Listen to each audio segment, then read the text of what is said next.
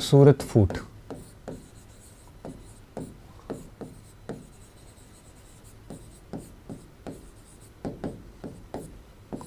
ठीक है, सूरत फूट। अब इस सूरत फूट को मैं कुछ लिखवाऊँ उससे पहले मैं थोड़ा समझा देता हूँ। देखो हुआ क्या था कि उदारवाद और उग्रपंथ इन दोनों के बीच में विवाद तो मैंने बताया आपको कि 1897 से ही चल रहा था। वो विवाद कंटिन्यू बढ़ता गया। बंगाल विभाजन के दौर में थोड़ी सी एकता दोनों में दिखी, मगर बंगाल विभाजन के ठीक बाद में जब स्वदेशी और बहिष्कार आंदोलन तेज गति से चले, आगे बढ़े, तो उस समय कई सारे मुद्दों पर एक प्रकार से मतभेद आने शुरू हुए। अब कौन कौन से मुद्दे थे जिनके ऊपर मतभेद आने शुरू हो गए थे? जैसे मैं कुछ नाम बता रहा हूँ, जैसे राष्ट्रीय शिक्षा का मुद्दा। अब राष्ट्रीय शिक्षा का मुद्दा क्या था? उदारवादी ये चाहते थे कि राष्ट्रीय शिक्षा जो है इसकी बजाय जो पहले से शिक्षा चली आ रही वही चलनी चाहिए, जबकि उग्रपंथी ये चाहते थे कि राष्ट्रीय शिक्षा का बहिष्कार हो। एक तो ये मुद्दा था। दूसरा था स्वदेशी और बहिष्कार आंदोलन पर। स्वदेशी व बहिष्कार आंदोलन पर विवाद था। इस पर क्या विवाद था? इस पे सीधा सा विवाद था कि उग्रपंथ जितने भी थे, गरम दल वाले नेता ये चाहते थे कि इसका प्रसार पूरे भारत में हो, जबकि उदारपंथी नेता थे, उन्होंने कहा था कि भाई ब्रिटिशर्स का रवैया अब नरम पड़ गया है इस आंदोलन के प्रति, तो हमें भी अब आंदोलन को, या यूँ कहिए कि हमारे को भी स्वदेशी और बहिष्कार आंदोलन जो हम कर रहे हैं इसके नियमों को थोड़ा ढीला कर देना चाहिए, पूरे भारत में फैलाने की ज़रूरत नहीं है। ये इन दो प्रस्तावों पर, राष्ट्रीय शिक्षा, स्वदेशी और बहिष्कार, इन तीनों के ऊपर मतभेद चल रहा था। तीसरा मतभेद स्वराज पर भी चल रहा था, ठीक है।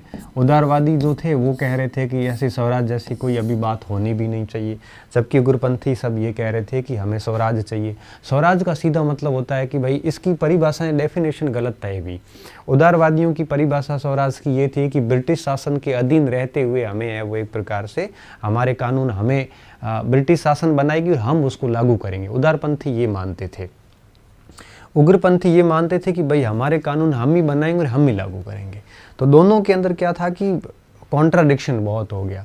तो इन चार चीज़ों को लेकर, राष्ट्रीय शिक्षा, स्वदेशी, बहिष्कार और स्वराज, इन चारों को लेकर इस बंगाल विभाजन के दौरान फूट बढ़ती गई, ठीक है। इनको लेकर, इन मुद्दों को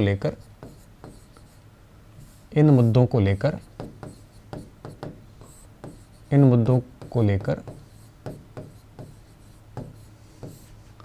गरम व नरम दल के मध्य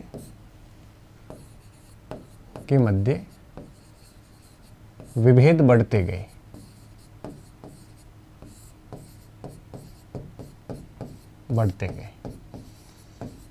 अब आगे देखो इंटरेस्टिंग बात कहाँ पे हुई। अब ये विवाद चल ही रहा था और 1906 के अंदर कलकत्ता के अंदर कांग्रेस का अधिवेशन हुआ। 5 में तो कुछ खास हुआ नहीं था, क्योंकि 5 में केवल निंदाएं की गई थी, चाहे बंगाल विभाजन की निंदा हो, चाहे वो आपके जो भी सरकार के द्वारा आंदोलनकारियों के ऊपर जो कार्रवाई की जा रही थी उसकी निंदा हो, तो निंदा ही की गई थी। इसके अलावा बहिष्कार आंदोलन का समर्थन एक प्रकार से प्रस्ताव में नाम जरूर डाला था, बाकी कुछ विशेष था नहीं। लेकिन 1906 का जो अधिवेशन हुआ कलकत्ता के अंदर, इस अधिवेशन में लड़ाइयाँ होने वाली थी और लड़ाइयाँ ठीक ठाक तरीके से होने वाली थी, क्योंकि अब जितने भी गर्मपंथी थे वो इन सारे प्रस्तावों को पास करवाना चाहते थे और नरमपंथी जो थे वो इनके ऊपर अपनी थोड़ी अलग मत रखते थे। तो इस स्थिति में हुआ क्या? हुआ ये कि उदारवादियों को ये लगा, उग्रपंथियों को ये लगा कि भाई अगर ये प्रस्ताव पास करवाने हैं तो हमारा आदमी अध्यक्ष होना ज़रूरी है। तो इन्होंने, उग्रपंथी जितने भी थे, इन्होंने बाल गंगाधर तिलक का नाम आगे किया और फिर सामने एक प्रकार से जो उदारपंथी लोग थे उनको लगा कि भाई ये तिलक तो जीत जाएगा, क्योंकि उस समय उग्रपंथियों का एक प्रकार से काफ़ी कुछ अच्छा बहुमत था। ऐसी स्थिति में तिलक के जीतने के चांसेस बहुत थे। तभी भूपेंद्र नाथ बसु ने थोड़ा गेम खेला। गेम क्या खेला? उन्होंने दादा भाई नौरोजी का नाम आगे कर दिया। डीबीएन जो थे वो काफ़ी वयोवृद्ध नेता थे और काफ़ी सम्मानीय पद पे थे और सभी वर्ग, चाहे उदारपंथी हो चाहे उग्रपंथी हो, दोनों के दोनों वर्ग इनका क्या करते थे? समर्थन करते थे। और ऐसी स्थिति में जो तिलक थे उन्होंने अपने आप को वापस हटा दिया और दादा भाई नौरोजी अध्यक्ष बन गए और एक बार के लिए विवाद टाल दिया। और दादा भाई नौरोजी की अध्यक्षता में जो 1906 का अधिवेशन हुआ, उस अधिवेशन में ये चारों प्रस्ताव पारित कर लिए गए। अब यहाँ पे ये एक प्रकार से उदारवादियों की सफलता ये थी कि अध्यक्ष अपना बनाने में कामयाब हुए, उग्रपंथियों की सफलता ये थी कि इन्होंने इन चारों प्रस्तावों को पारित करवा दिया।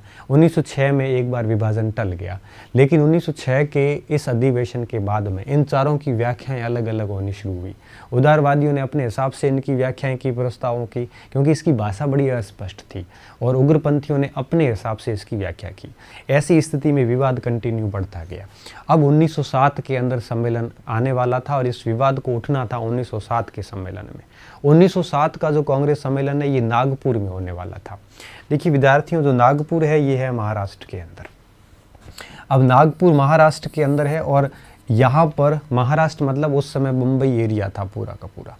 अब नागपुर के अंदर तिलक का खेमा बड़ा भारी था वहाँ पे, क्योंकि ये पूरा का पूरा इलाका जो था ये मराठा क्षेत्र, यहाँ पे गर्मपंथी लोग थे, इन्फ्लुएंस था तिलक का पूरा यहाँ पे।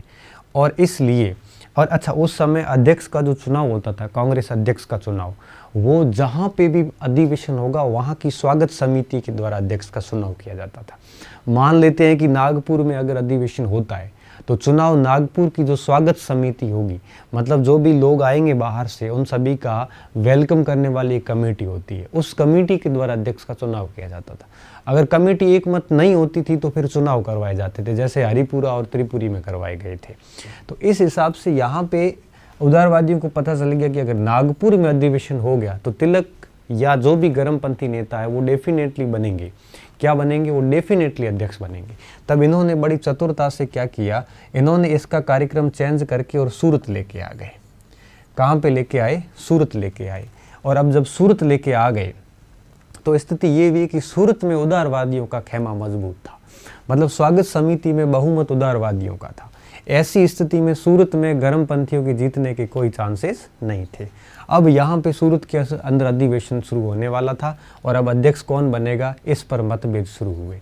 अब यहाँ पे उदारवादियों ने अपना नाम जो है वो रास बिहारी घोष का आगे किया, जो कि कलकत्ता के वकील थे, और उग्रपंथी जितने भी थे उन्होंने लाला जी का नाम आगे किया। तिलक का इसलिए नहीं किया क्योंकि पहले से एक रूल्स बना हुआ था कि जो जिस क्षेत्र का निवासी होगा और जहाँ पे अगर अधिवेशन होगा तो उस क्षेत्र का व्यक्ति वहाँ का अध्यक्ष नहीं बन सकता। पहले अधिवेशन मैंने आपको बताया था, क्योंकि तिलक मुंबई के थे और गुजरात सूरत उस समय बम्बई प्रांत का हिस्सा था, तो तिलक का नाम तो बाहर हो गया और लाला जी का नाम लगा दिया गया वहाँ पे, लाला लाजपत राय का। अब क्या हुआ, यहाँ पे रास बिहारी घोष और लाला जी के बीच में चुनाव होने का एक प्रकार से वो मतभेद उत्पन्न हो गए और लाला जी ने देखा विरोध बहुत ज़्यादा बढ़ रहा है और लाला जी ने विरोध देखते हुए अपना नाम वापस ले लिया। अपना नाम वापस लेते ही आपके रास बिहारी घोष है वो एक प्रकार से अध्यक्ष पद के लिए एकमात्र उम्मीदवार शेष रहे। अब आपकी अधिवेशन 28 तारीख को शुरू होता है। अधिवेशन जैसे शुरू हुआ तो पहले दिन आपके हंगामे इतने बढ़ गए कि अधिवेशन पूरा नहीं हो पाया और कुछ भी काम नहीं हो पाया। उसके बाद में अधिवेशन का दूसरा दिन 29 तारीख, दूसरे दिन अधिवेशन में सुरेंद्रनाथ बनर्जी खड़े हुए, नाम का प्रस्ताव रखने होने नहीं दिया।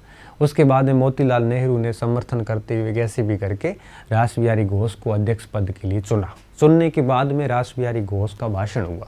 भाषण जैसे शुरू हुआ उस समय तिलक जो है वो आपके एक प्रस्ताव लेके मंच पर चले जाते हैं। इस बात को लेके प्रस्ताव में ये लिखा हुआ था कि अध्यक्ष पद का जो चुनाव हुआ ये गलत तरीके से हुआ है, इसको रद्द किया जाए, इसको स्थगित किया जाए। इस बात पर रास बिहारी घोष और आपके तिलक के बीच में थोड़ी कहासुनी हो गई। जैसे ये कहासुनी हुई तभी पंडाल से एक किसी ने चप्पल जोर से फेंक दिया। कोई मराठी व्यक्ति था, चप्पल या जूत था, कुछ फेंक दिया। जोर से जब चप्पल फेंका तो वो चप्पल है वो, जैसा कि नेविन्सन लिखते हैं कि बिल्कुल सरसराता चप्पल आया और वो चप्पल आपके पहले आपके लगा उसके सुरेंद्रनाथ बनर्जी के और उसके बाद में लगा वो फिरोज शाह मेहता के। दोनों के जोर से जब चप्पल लगा तो फिर क्या हुआ कि आसपास जितने भी बाहर के नेता वगैरह बैठे थे वो वहाँ से भाग गए और भागना शुरू हो गए और फिर पंडाल धीरे धीरे खाली होता गया और कुछ युवा लोग जो है वो पंडाल की तरफ आने लगे, जैसे किसी भी उदारवादी को देखे और वो मारे। ऐसी स्थिति जब बनी तब तिलक है वो वहीं खड़े रहे, बाकी सारे निकल गए। तिलक के ऊपर भी हमला होने वाला था लेकिन गोखले वहीं पे थे। गोखले ने तिलक को बचा दिया और इस प्रकार से कांग्रेस के अंदर एक अधिवेशन स्थगित कर दिया गया। तीसरा दिन हुआ